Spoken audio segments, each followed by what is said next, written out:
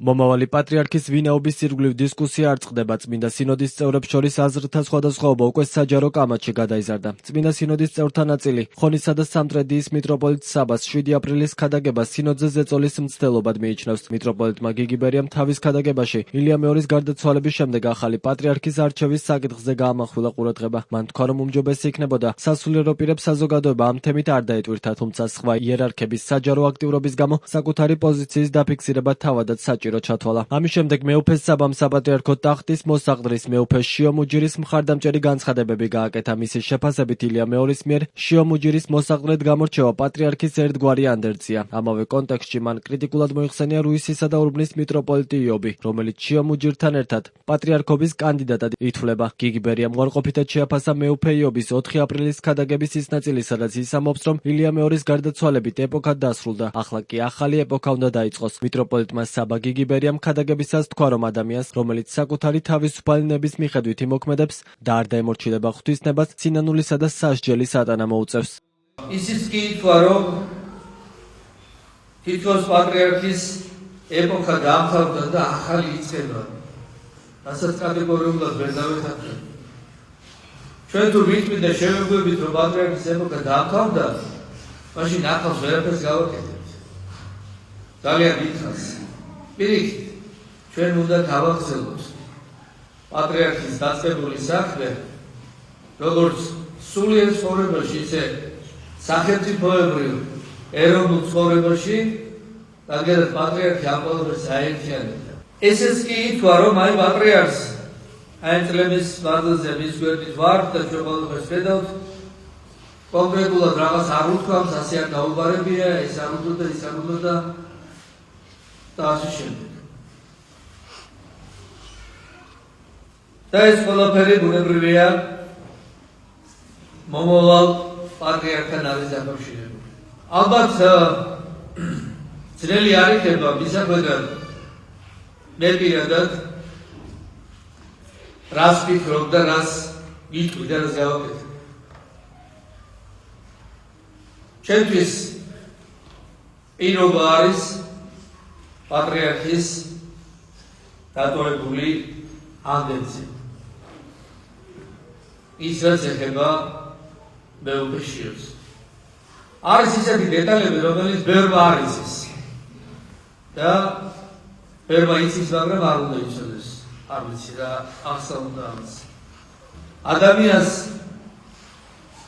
შეუძლია და ბევრად შეიძლება დაუშვას, რომ ადამიანი არ დაემორჩილოს ღმერთის ნებას და ის გააკეთოს, რაც მას სურს და მიაჩნია სწორად.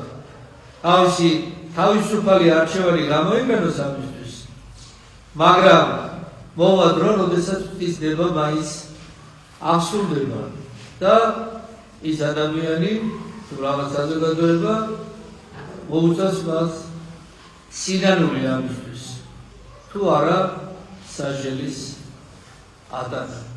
მარნეულისა და ჰუჯაბის ეპისკოპოსის გიორგი ჯამდელიანის თქმით 10 გარდაცვლილმა პატრიარქმა ილია მეორემ სინოდის წევრებს თავისუფალი არჩევანი დაუტოვა, იმის გადასაწყვეტად თუ ვინ უნდა აერჩიონ მომავალ პატრიარქად. მისი თქმით ილია მეორეს რომ ჰქონოდა სურვილი თავად დაესახელებინა მისი შემცვლელი, ამ სურვილს მღვდელმთავრებს გაანდობდა. ეპისკოპოსი ჯანდელიანი მიტროპოლიტ გიგი ბერიას ნათქვამს იმის შესახებ, რომ ადამიანი, რომელიც საკუთარი თავისუფალი ნების მიხედვით იმოქმედებს და არ დაემორჩილება ღვთისნებას, სასჯელის ატანა მოუწევს, აფასებს როგორც ერთგვარ ზეწოლას და სუბიექტური აზრების თავს მოხვევას სინოდის წევრებზე.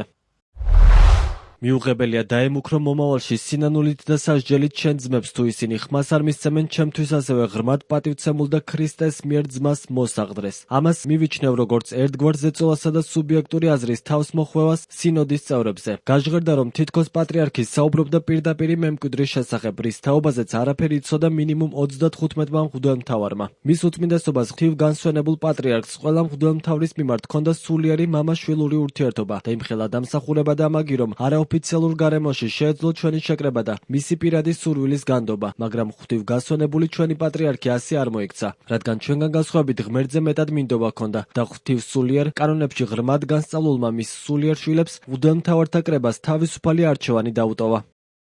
თემა სოციალურ ქსელში ეხმაურება ჩრდილოეთ ამერიკის ეპისკოპოსი მეუფე საბაინწკირველი და წერს, რომ მტკიცება თითქოს რომელიმე იერარქისადმი ხმის არ მიცემა შეიძლება შეფასდეს როგორც ღალატი, ეწინააღმდეგება როგორც ეკლესიის კანონიკურ ბუნებას, ისე მის სულიერ წესრიგს. მესტიისა და ზემო სვანეთის მიტროპოლიტი ილარიონი კი წერს, რომ რუისისა და ურბნის მიტროპოლიტის იობის ნათქვამი იმის შესახებ, რომ დასრულდა პატრიარქის ეპოქა და იწყება ახალი ეპოქა, სწორად უნდა იქნას გაგებული. მისი თქმით, ეპოქის დასრულება არ ნიშნავს ადამიანის ღვაწლის დავიწყებას ან მისი მნიშვნელობის დაკნინებას. პირიქით, ეს აღნიშნავს იმ ისტორიული პერიოდის დასრულებას, რომელიც მის მოღვაწეობას უკავშირდება. როგორც მიტროპოლიტი ილარიონი წერს, ის სრულად იზიარებს იმ მოსაზრებას, რომ დაუშვებელია ისეთი განცხადება, თითქოს რომელიმე არჩევანის შემთხვევაში ღმერთი არ მიიღებს ადამიანს, ვინაიდან ეს არ შეესაბამება ეკლესიის სწავლებას.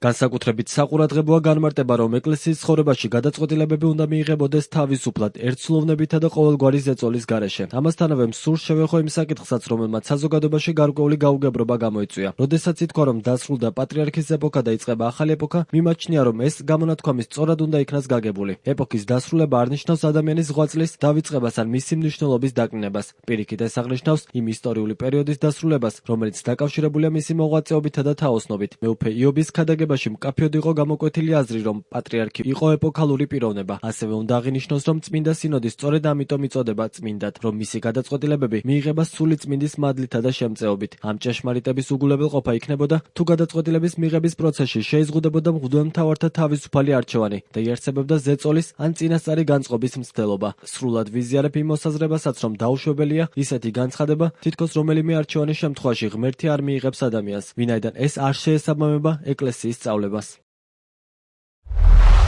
მტკიცება თითქოს რომელიმე იერარქისადმი ხმის არ მიცემა შეიძლება შეფასდეს როგორც ღალატი, ეწინააღმდეგება როგორც ეკლესიის კანონიკურ ბუნებას, ისე მის სულიერ წესრიგს. ეკლესიაში არ არსებობს იძულება სინოდზე. პირიქით, იგი იცავს პიროვნების თავისუფლებას, რომელიც განწმენდილი უნდა იყოს ლოცვითა და პასუხისმგებლობით. საპატრიარქო არჩევნები არ არის მხოლოდ ადმინისტრაციული აქტი, არამედ ეს არის ღრმად სულიერი აქტი, სადაც თითოეული მღვდელმთავარი პასუხს აგებს ღმერთის წინაშე საკუთარი გადაწყვეტილებებისთვის. ამიტომაც ყოველი სინოდის წევრი თავისუფალია და ვალდებულია დამოუკიდებლად ყოველგვარი გარე ზემოქმედების გარეშე განსაზღვროს საკუთარი პოზიცია. ეკლესიის ერთობა არ მიიღწევა იძულებით, არამედ სიმართლეში, სიყვარულში და თავისუფლებაში. სწორედ ეს არის საფუძველი იმისა, რომ მიღებული გადაწყვეტილება იყოს არა მხოლოდ კანონიკურად სწორი, არამედ სულიერად ნაყოფიერი ეკლესიისთვის. საქართველოს ავტოკეფალური მართლმადიდებელი ეკლესიის მართვა-გამგეობის დებულების მიხედვით მღვდელმთავრებმა ახალი პატრიარქი ილია მეორის გარდაცვალებიდან 40 დღის შემდეგ და არა უგვიანეს 2 თვისა უნდა აირჩიონ. ჯერჯერობით სავარაუდო კანდიდატების შესახებ დადასტურებული ინფორმაცია არ ვრცელდება.